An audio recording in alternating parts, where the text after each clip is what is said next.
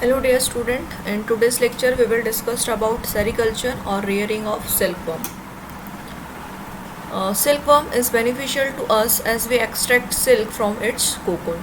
In Nepal, two types of silkworm are reared for the commercial production of raw silk. First is Eri silkworm, Attacus ricini, which feed on castor leaves, and second one is Seri silkworm, Bombyx mori, which feed on mulberry leaves. In these slides, you will see the first diagram Bombyx mori and the second one is Attacus ricini. External morphology of silk moth.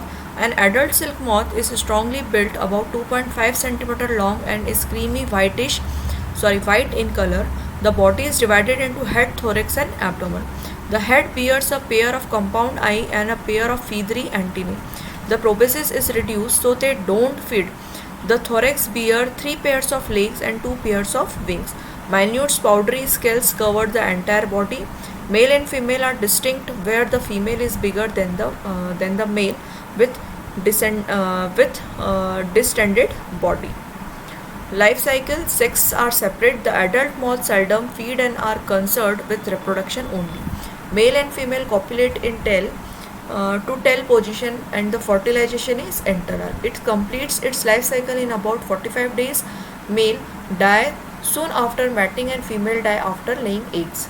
Like any other insects, its life cycle completes in 4 stages, that is eggs, larva, pupa and adults. Next is egg. Female lay about 300 small white round pin-headed shaped eggs in cluster on mulberry leaves and she die. In cold, the egg don't hatch for a long time and the increase in temperature causes them to hatch faster. In sericulture, the eggs are collected and stored in a cold place when the food are not abundant to feed the larvae. In the early spring, when the enough supply of food, the eggs are hatched inside the incubator at the temperature of 18 to 25 degree Fahrenheit. Eggs hatch into larvae within 10 to 12 days. Larva. The newly hatched caterpillar is 6 mm long, brownish in color and moves in a characteristic looping manner. The body is divided into head, thorax and abdomen. They are actively voracious and feed on mulberry leaves for 25 to 32 days. They grow very fast and undergo 4 molting, changing the skin to change into different instar. Fifth star. In this slide, there is one picture. This is the fifth instar larva of the silk moth with spiracle, anal horn, prolegs, mandibular, mouth parts. Instar is the first larval stage between 2 successive molting in the life cycle of any insects. In silkworm life cycle, there are 5 instar of larva. After each molting, the larva neither feed nor move for the next 20 to 24 hours. The fifth instar larva is fully grown and consists of 3 pairs of jointed leg and 5 pairs of unjointed stumpy prolegs. If the spiracle on either lateral side of the abdomen meant for gaseous exchange, it also develops a pair of salivary glands and starts secreting the sticky fluid, which turn into fine, long and solid thread of silk after coming in contact with air. The thread becomes wrapped around its body, forming a pupal case known as the cocoon. The larval stage lasts for 25 to 32 days.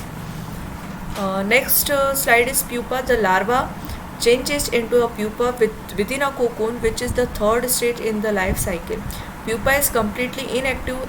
It neither feed nor move, and if permitted to live, it undergoes active metamorphosis and become an adult in about 10 to 12 days. The adult secretes an alkaline fluid to moisten one end of the cocoon and emerge through it, and the long silk thread is broken into many short fragments.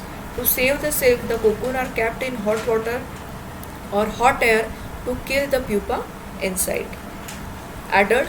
Few pupa with cocoon are selected for further development into adult. These moths are kept to lay next batch of eggs.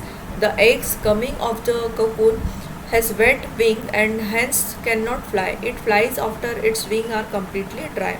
Adults survive for 5 to 7 days, during which they might produce eggs and continue the generation. Properties of silk. The one cocoon yield about 1000 feet of silk thread. It is unwound from the cocoons and reeled into a thread of commercial silk. It is a natural fiber which is soft, shiny, strong and durable. It is highly elastic and has long thread. It easily absorbs water. It is extremely light in weight and warmer than cotton, can be easily dried and ironed. Hence silk is also called the queen of fibers. Uses of silk. It is used in manufacture of woven material and kitten fabrics, means and women's fashionable clothing. It is used in fishing lines and sieves of flour mills. It is used in the insulation coil for telephone, wireless receiver and tires of racing car. This is the life cycle of silkworm. Cocoon, adult, male, female, eggs and the male caterpillar. Species of silk moth. The silk producing insect is called as silk moth. Many species of silk moth are found producing silk, but only 4 species have an economic importance. First one is Bombyx mori, mulberry silkworm. It belongs to family Bombycidae. Its native place in China. It feed on mulberry leaves, hence called as mulberry silkworm. Silk produced by these worm is of superior quality. Antheriasema muga silkworm. It belongs to the family Saturnidae, native place in Assam. In Assam, it has become a good source of cottage industry. Attacus racini, Erie silkworm. It belongs to family Saturnidae. Its native place in Bengal. The silkworm feed on castor leaves.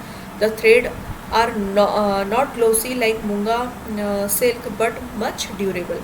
Antheri FNE, Tesser silkworm. It also belongs to family Saturnidae. It feed on oak leaf. It's native of India and China. The silk of this worm is called as kosa.